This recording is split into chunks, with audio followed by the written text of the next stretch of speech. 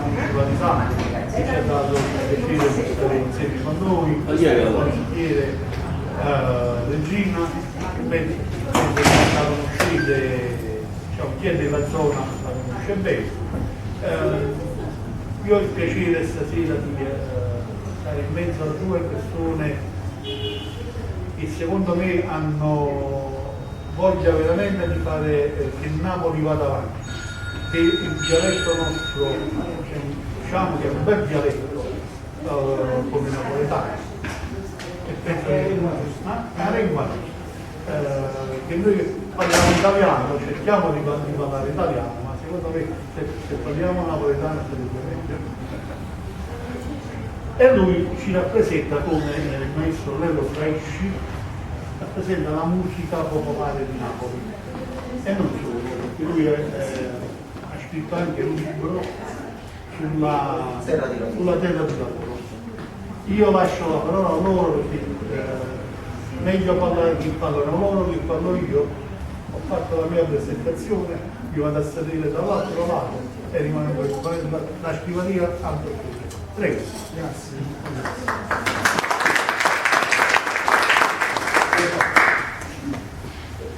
Allora, buonasera a tutti, sarà un incontro molto informale, sicuramente scientifico ma molto semplice, come il mio usuale modo di farlo. Quello che dirò insomma sarà considerato una chiacchierata su dei temi che però sono molto. Innanzitutto ovviamente io devo ringraziare gli organizzatori, i patrocinanti, ovvero sia la terza municipalità, con il Presidente che ringrazio, ovviamente il Cavallo di Spagna che si è tanto praticato per la realizzazione di questo incontro, di questo bel evento. Due parolelle, giusto per rimanere in tema, su di me, Massimiliano Verde, attualmente sono il responsabile di un gruppo scientifico indipendente, ci tengo sempre a sottolineare questa cosa, sociolinguistico, cioè che significa? Siamo Accademia Napoletana, che faccio? Io cerco di fare attraverso pubblicazioni, corsi, formazione in Italia e all'estero, di preservare, diciamo, tutelare la lingua napoletana, quindi insegnata per quello che sono stati i miei grandi maestri. Ho appena ricevuto un messaggio di auguri della vedova del professor Carlo Iandolo, che è stato uno dei massimi esperti filologi della lingua napoletana, che Dio la presenta in gloria, mi fa piacere sempre di portarlo avanti, e gli auguri appunto, e del dottor Raffaele Bragale, che peraltro è stato anche un altro mentore mio e ha voluto riconoscere il mio lavoro anche per quanto concerne il primo corso di cultura napoletana che abbiamo fatto proprio a Pianuta nel 2017. Questo corso di lingua e cultura napoletana è stato uno dei soli corsi diciamo di napoletano? No, è stato un corso patrocinato direttamente dall'ex sindaco del Comune di Napoli, un'istituzione pubblica italiana che la prima volta ha riconosciuto un metodo che io ho approntato e anche registrato per l'insegnamento del napoletano secondo quello che ci dice l'Unione Europea a fare l'inglese e il spagnolo. Io l'ho adottato per il napoletano. Questo corso poi da questo corso si è prodotto un attestato non di presenza ma un attestato di certificazione appunto linguistica livello A1. Che significa? Significa che chi attraverso un esame è riuscito a passare questo primo step, in effetti insomma, ha potuto poi avere un minimo di base dell'ortografia napoletana. Non faccio soltanto corsi, ho fatto anche dei progetti con le scuole, sempre a Pianuta, 2 corsi finanziati dal Fondo Sociale Europeo, Napoli Cultura, Napoli Cultura Vista, ortografia, geografia, storia di Napoli e Campania, che credo di interventare, quindi non queste cose astruse. Ovviamente abbiamo lavorato anche lavoro anche con la Latino America, faccio parte di una rete internazionale di sociolinguisti a livello internazionale, appunto sono interlocutore dell'UNESCO per quello che riguarda la decade di 10 anni internazionale per la lingua materna, lingua autoctona 2022-2032, e mi occupo sempre con tantissimo puntaggio, cerco sempre di farlo al meglio della lingua napoletana.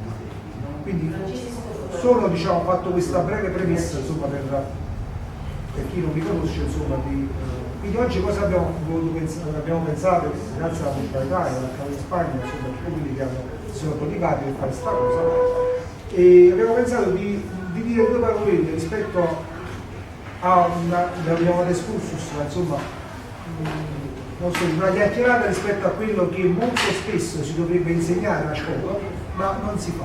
Cioè su quello che noi siamo, su quello che è la nostra storia, su quello che è la nostra identità.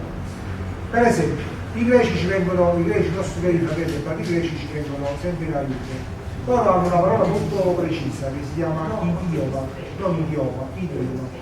Idioma non è soltanto la lingua, ma è anche la nostra identità, perché se dico per esempio Napoli o un Napoli, voi parate capire che sto parlando, cioè di una cosa precisa che ha la propria, diciamo, la propria identità, il proprio popolo. Questa è la nostra lingua. Quindi la lingua della nostra identità, che è la siamo. E certamente, come si parlava anche insomma prima con i rappresentanti istituzionali, certamente non può essere declinata né come una lingua degli animali, perché io penso che sto parlando una lingua animalistica, né una lingua diciamo della criminalità, perché lui se una brava persona non l'ha già dimostrato, perché il Lucino Provinsi sono napolitano, non l'ha già dimostrato e ne parla a sono napolitano, questi sono lì e basta. E però diciamo molto spesso noi, soprattutto le nuove generazioni, sono bombardate da messaggi negativi rispetto a questa nostra lingua, che è la nostra lingua materna, quella che noi praticamente parliamo a casa. Il Papa ci dice che il dialetto, anche se il nostro non lo è, ma è la lingua degli adulti, cioè lingua che si nascono dopo, magari, ma che in effetti quella che si insegna, quella che si apprende in famiglia, quindi la lingua loro, la lingua dei loro nostri, dei nostri, è la lingua della nostra famiglia. Voglio soltanto dire questo, due parolette, poi finisco e faccio veramente intervenire il maestro. Una cosa a cui tengo tantissimo è che la lingua nostra è la lingua di femmina. E guardate bene, quando noi usiamo questa parola, se noi usiamo questa parola in italiano, femmina, ma femmina, senza offesa per nessuno, ovviamente, può essere anche declinata nella lingua italiana come la femmina di un animale. Invece, quando invece noi usiamo la parola femmina, noi abbiamo tutto un altro valore. Abbiamo quello che è sempre stato il centro della nostra cultura, della nostra dignità, che è la femmina. E la femmina che parole è la lingua napolitana, quindi noi dobbiamo riconoscere, come sempre faccio l'esempio molto semplice, molto sciocco, ma molto pregnante. Cioè, la ipotesi per militare volendo, il padrone sono io, chi comanda è mia moglie. Ecco, questa è la nostra identità. E questo che significa? Che noi abbiamo avuto sempre al centro della nostra società, la femmina, la mamma, la nonna, le nostre madri, le nostre nonne, le nostre compagne, le nostre mogli, a cui abbiamo sempre dato una venerazione, perché quando dico la femmina è qualcosa di gigantesco che sta al centro dell'universo, è la femmina e basta. In questo caso, e adesso magari ce ne darà anche un piccolo saggio, il maestro Loro Marisci che vi onora della sua presenza, chiedo perdono, abbiamo qualcosa che si è andati a capo, ma anche se andiamo a Castello, la sera partendo, o andiamo troppo punto partendo, siamo maschiavoni, ma abbiamo a capo una collezione stupenda di stampe, che sono le madri mature, che tutto sono purché corrispondere ai criteri estetici che vengono della donna attuale, perché sono donne diciamo corpulente, floride, che allattano la progenie e a cui gli antichi campani, non soltanto nella comunità, onoravano e avevano al centro come Dea, quindi più di Dio, quando qualcuno ha detto giustamente quando Dio era femmina. Ecco, noi dobbiamo ritornare a questo, questa è la nostra cultura e questa è la lingua nostra, non è la cadenza. E magari il maestro ci può dire qualcosa sulle materie. Allora, sì, mi collego. Prima di tutto grazie a tutti per farci esporre questi pensieri, queste piccole ricerche di storia e di cultura che facciamo, e ci tengo a precisare, quando si fa cultura, la cultura non deve avere colori, non deve avere esponenze politiche, perché la cultura è cultura e basta, ed è popolo, e di tutti deve essere libera. Se noi riusciamo a fare questo, io sono uno dei tanti che fa questo, perché non a caso le mie ricerche antropologiche vengono vendute sul format per 3 euro, quindi sono libri che possono acquistare tutti tramite YouTube, e vi assicuro che ci stanno lavori veramente da l'ultimo libro che ho scritto ci ho impiegato 25 anni, voglio dire. I CD che facciamo li regaliamo, proprio ce lo produciamo, li dichiariamo anche alla SIAE per non incorrere in sanzioni, perché poi sembra che in Italia se tu vuoi fare un regalo del genere entri in un reato, perché dice però non è pagata SIAE, allora no, i pezzi sono nostri, ce li registriamo noi, teniamo nostre etichette, però poi li regaliamo, quindi non li diamo per scopo di lucro. Chiusa questa piccola parentesi e questi ringraziamenti che faccio a chi è ospitato in questa bella struttura, che dire, allora noi apparteniamo al primo popolo italico che è esistito su tutta la penisola, che si chiamava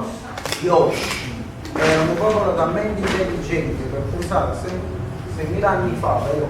Cosa più cosa meno, questi non facevano guerra, erano talmente bravi a commercializzare con il mondo intero che erano riusciti a invadere quasi una vasta territorialità senza fare guerra, e in più avevano passato la loro lingua, che era lo scontro, in molte altre popolazioni che parlavano la nostra lingua, che era quella che poi ha dato le origini al napoletano.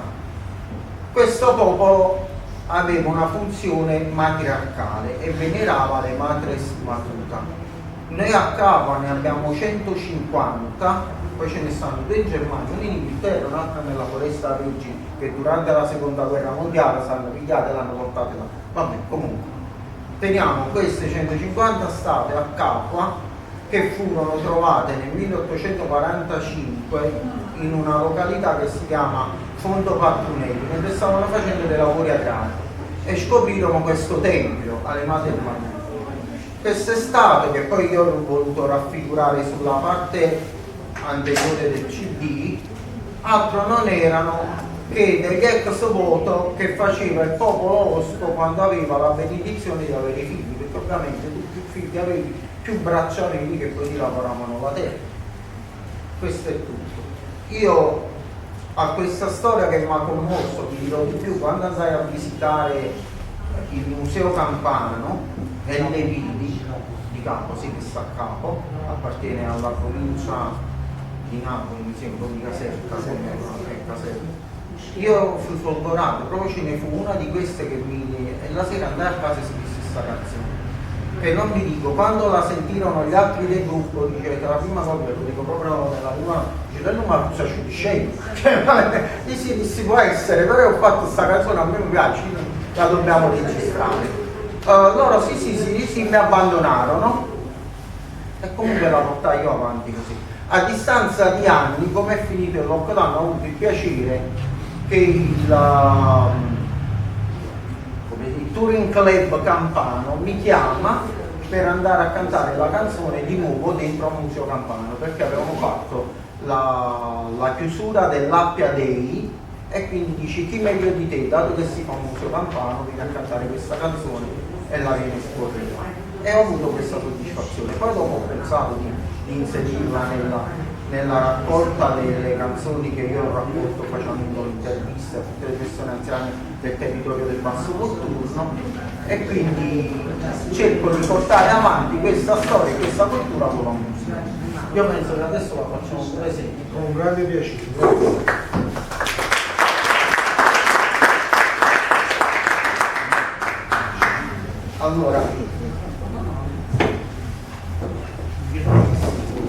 Allora, io ho pensato di fare pochi pezzi, anche perché non deve essere un concerto di Reggio Travisci, ma deve essere un excursus sulla nostra lingua. E in questo momento che abbraccio la chitarra vorrei solo dedicare questa canzone a una persona che è venuta a mancare da poco, un grande napoletano, Alan Zebuger, che lui si occupava di musica jazz, è vissuto qua per molti anni, aveva anche un suo ristorantino, si chiamava Buco per Tutti, ed era una persona che ho avuto modo di conoscerlo bravo, e purtroppo ci ha salutato.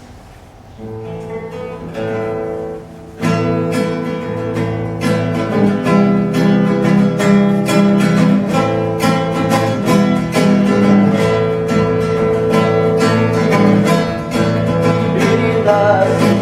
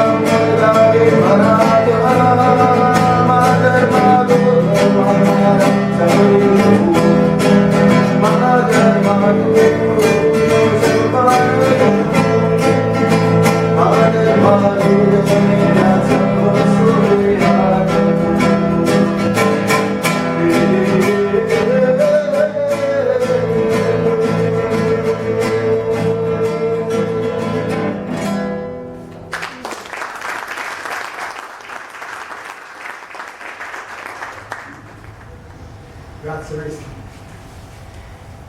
Allora, cosa dire di più dopo una realizzazione artistica di questo livello? Secondo me di queste cose bisognerebbe un attimino parlare di più.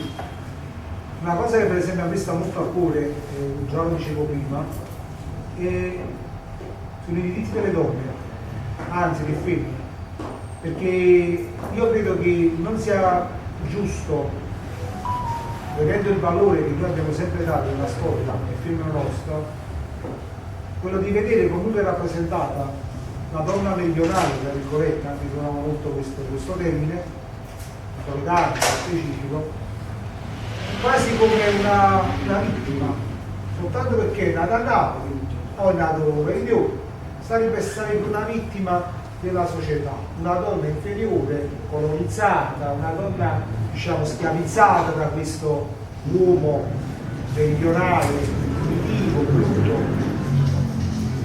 No, perché in realtà non è così, perché se andiamo già nel popolare, nelle realtà popolari soprattutto, noi vediamo che la donna, la femmina è sempre stata al centro della famiglia, al centro del consorzio umano, cioè della nostra comunità. Per cui questa secondo me è una battaglia da farsi, perché quello di dare, di sensibilizzare al fatto che molto spesso anche i mass media ci dipingono questa donna come qualcosa di meno, soltanto perché è nata a mezzogiorno. Non è così.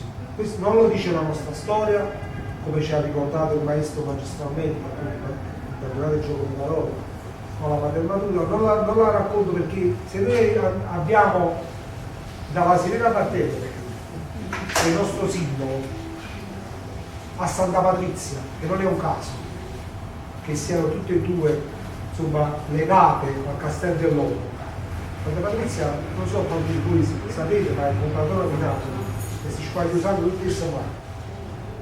Ma quel sangue di Santa Patrizia è un sangue benefico, non è un sangue, tra virgolette, malefico, è un sangue di prosperità, di remissione dei peccati. Quindi la donna, la sirena, poi come vedremo ancora la mamma schiavona, cioè a parole molto vergine, è sempre quel simbolo di femminilità, di madre, che fa parte della nostra storia, che è dentro la nostra comunità. Ma voi ne sentite mai parlare di queste cose in televisione, nei mass media, nei racconti giornalistici? No, femminicidio, mezzogiorno, violenza sulle donne, mezzogiorno.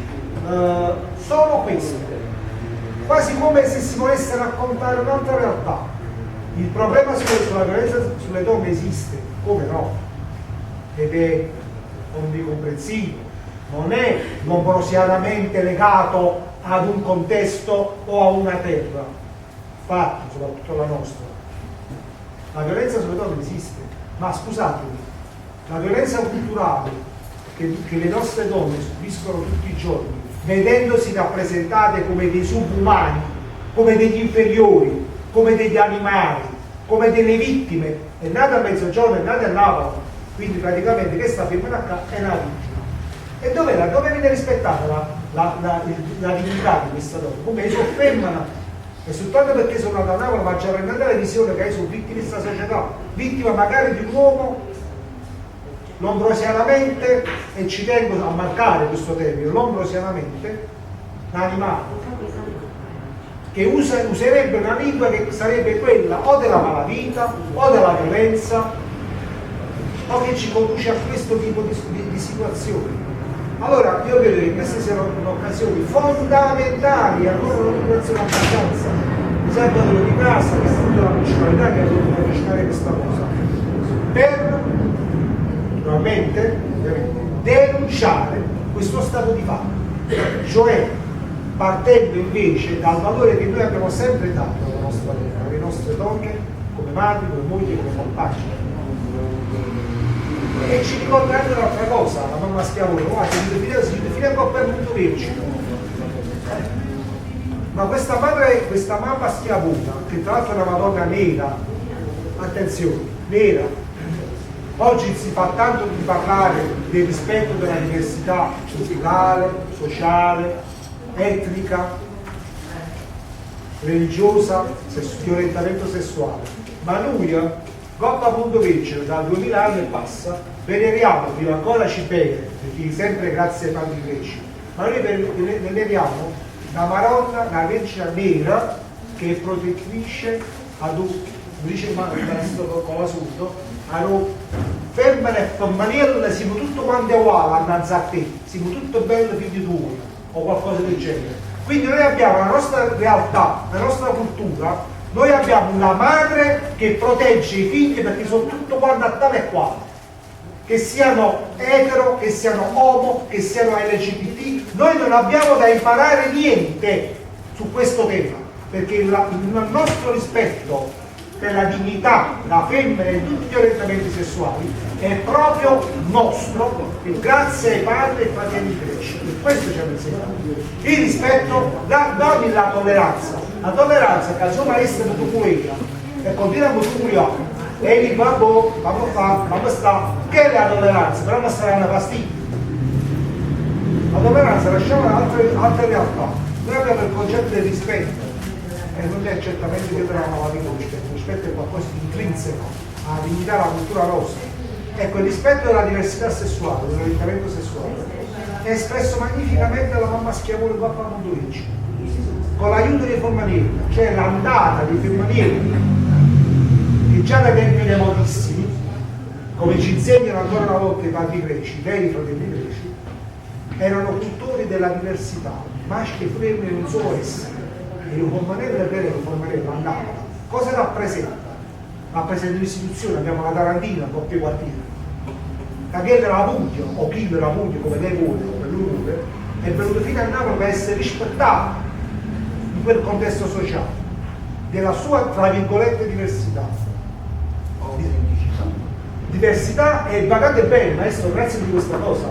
Voi molto spesso sentite la parola rispetto della diversità, molto meno sentirete questa frase, rispetto delle diversità, perché quando si parla di rispetto alla diversità si parla quasi di un'omologazione, siamo tutti quanti diversi ma siamo tutti quanti uguali. No, io non sono uguale maestro, o essere non è uguale a me, di Dio e di Civile.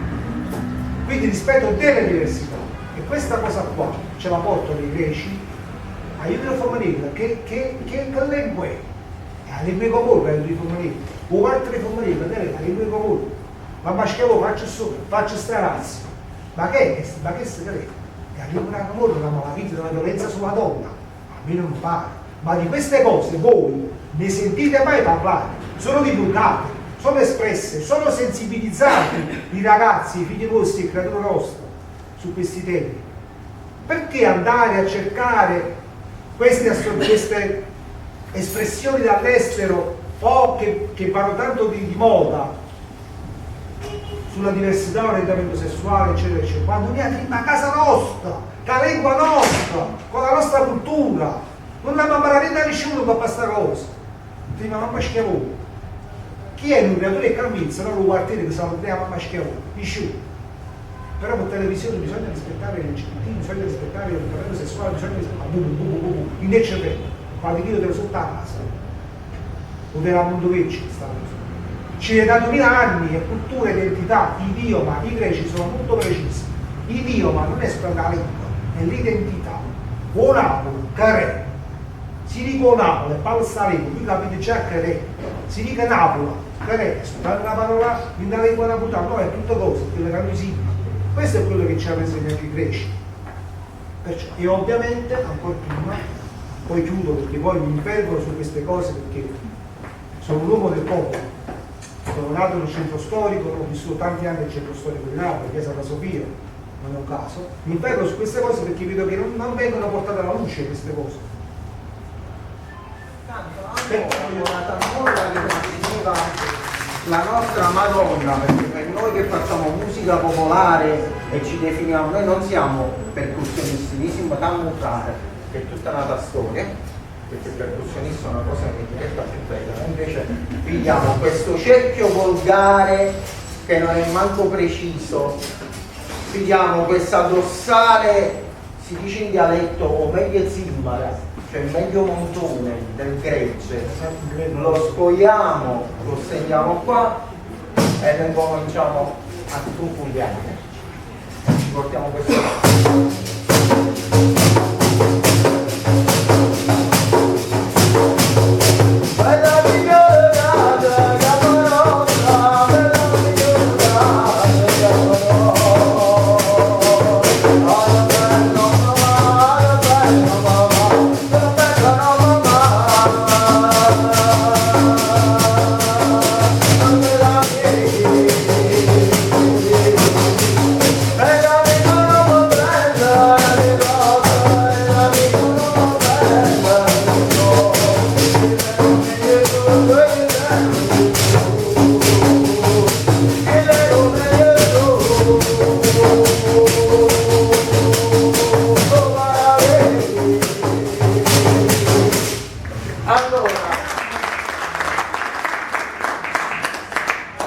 Ovviamente poi abbiamo, giustamente, però non vogliamo rubarvi troppo tempo, delle cose da dire, saremo qua per credo per almeno 10 anni dello spazio.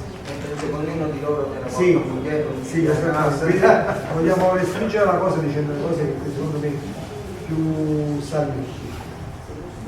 Molto spesso si da questa diciamo, messaggio che lui ci ha dato, noi possiamo capire una cosa, che recuperare, secondo me, recuperare questo significa recuperare quello ancora una volta, quello che noi non siamo realmente, quindi le nostre tradizioni, il nostro passato, ma non, ripeto, mai per chiudere un museo, no, ma per proiettarlo nel presente.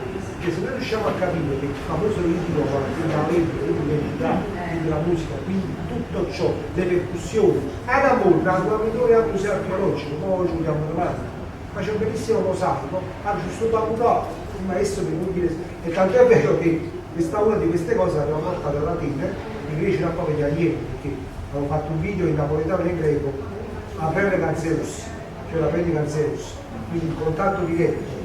Ricordate quella cosa di Massimo Troisi, San Gennaro, 1518, quello è il fatto di mangiare la faccia squadra eccetera. Quel contatto diretto, ovviamente San Gennaro è una cosa che parla bene o parla male. Sant'Alfonso Prete di Liguri, quando la scelta di da Betlemme, poi a parte dura, quando scende alle stelle successivamente, l'altro Sant'Alfonso Liguri sarà tutta la terza luce. E parla bene e parla male, e parla bene. Come presente che è? A Maronna San Giuseppe o Bambalino, viene in marcia, vedete? E parla bene o parla male? E allora questa è la lingua di male o di bene? E perché se è una lingua di bene, cioè di cultura, di saper vivere insieme agli altri, di genuinità, legata anche a un mangiato, dicevo prima, dalla pasta a tutto quello che ci circonda, si ritrova una parola, anche se non viene, diciamo, ecco, per una cosa semplice. Una volta fui improverato, ma quanto bene, ma devo insegnare il napoletano, poi devo insegnare il cinese e il giapponese.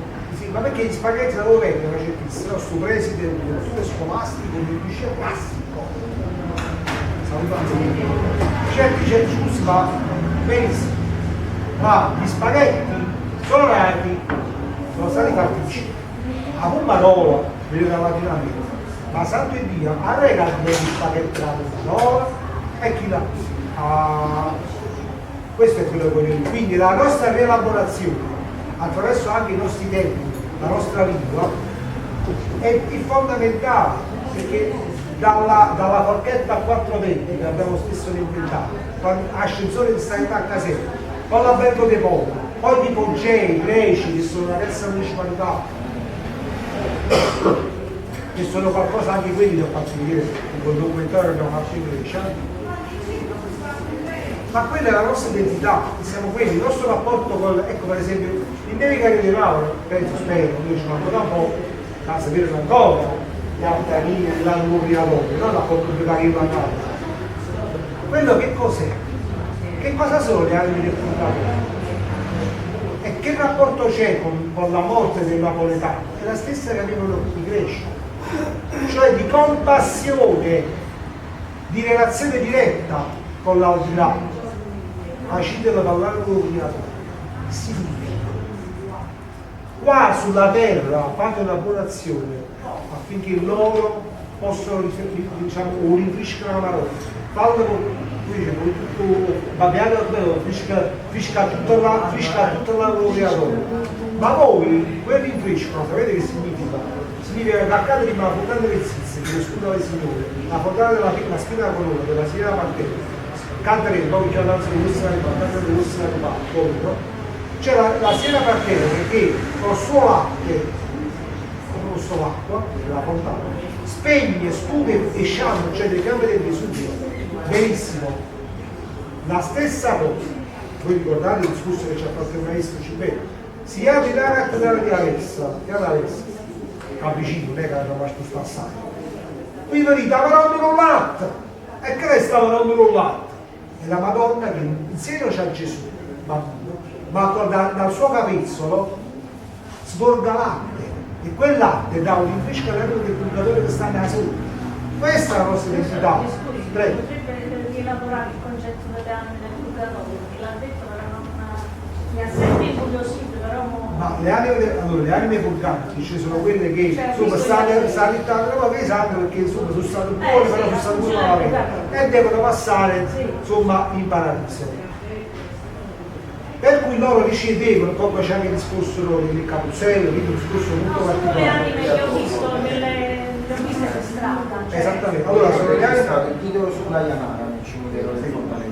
E poi là c'è un discorso molto particolare, dobbiamo affrontarlo bene perché oggigiorno purtroppo quello che sto vedendo, ahimè, forse sarò l'unico in Italia che lo dice questa cosa, che lo osserva, ma questa vostra venerazione anche tra il sacro e il profano, quindi magari uscina dell'autorizzato, tu prendi il numero, magari lo posti fatica, perché il rapporto con l'aldilà, quindi il rapporto con le anime per cosa vuol dire? Se tu lo fai, io ti faccio una buona azione, magari una povera maronna che mi chiede una carità, io sto facendo parlando con creatore, come se l'anno creatore, quindi si fosse incarnato in quello, e mi dice voglio una mano, ma una buona azione, perché tu mi dai la mano a me, io ti do una mano a te, e magari che se tu fai una buona azione, tu lo numerello e tu mi dai la mano a me facendo una carità su maronna, su lavoro disgraziato e massaranno a me. Quindi è un po' lo scambio di favore. È lo scambio di favore, tra virgolette ovviamente, e ci viene dalla Grecia perché quelle anime del purgatorio che stanno in vita delle navi non sono altro che i tempi greci. Allora è patriarca. Quando sono stato a dire a Estate TV, ho fatto una lunga intervista alla rete ateniese, il commentatore, il giornalista greco, ma una cosa, ma quello ce l'abbiamo anche noi, San Gennaro, la Sera Patera, il contatto diretto con la divinità.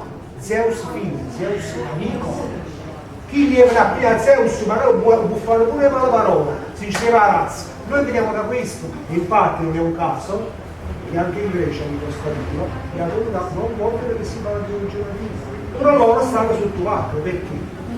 Perché difendendo la filosofia greca, che non sapeva un po' di Dio, ma ricetta la professoressa Marangù greca, cioè di Dio ma la lingua, ma l'identità, difendendo quello si ricostituisce il valore, che non è vicino su credi, su una politica, su me di quando è casparata, no, è tutto il contrario, con la mia identità, con la mia cultura, con il mio saper vivere, con la mia umanità nel concreto, io do la possibilità non soltanto a me di guidarmi, di risignificarmi, di riconoscermi in quanto essere umano, che vale, noi valiamo tanto, ma anche in contatto con gli altri, possiamo essere anche esempio per gli altri.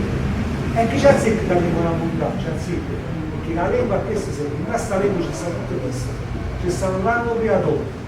Le anime del purgatorio? No, c'è stato l'anno obbligatorio, di Dio, ma lingua, c'è sta San Gennaro, c'è sta Santa Patrizia, c'è stato il Capusello.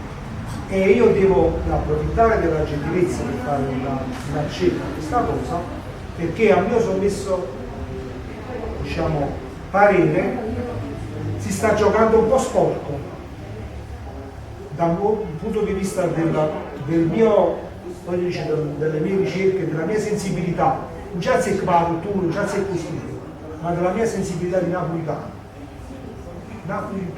Si sta giocando un po' sporco, secondo me, nella rappresentazione di quella che dovrebbe essere il nostro contatto sull'anno obbligatorio che da Bruxelles e Camone. Perché Ulisse, qua faccio la forza interpolare, quando era mamma nell'Ade, come aveva la mamma? Io, la donna mia, si ma sola, come ma sola?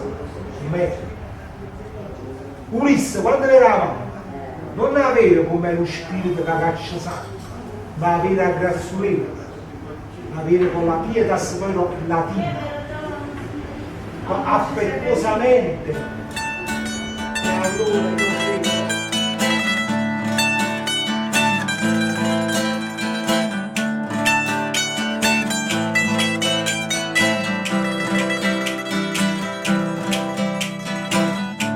Arriva giù Stefana Pacchianella, pigliava la farina una lancella, cantava voce flonna con tanto amore, e che se ne da storia e terra da lavoro.